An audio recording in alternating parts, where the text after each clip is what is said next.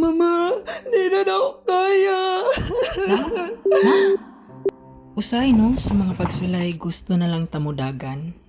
Pero samtang ako nagdako, nakita na ako sa akong OFW nga single mother nga bisag magkinaun sa kinahanglan mo dasig ta.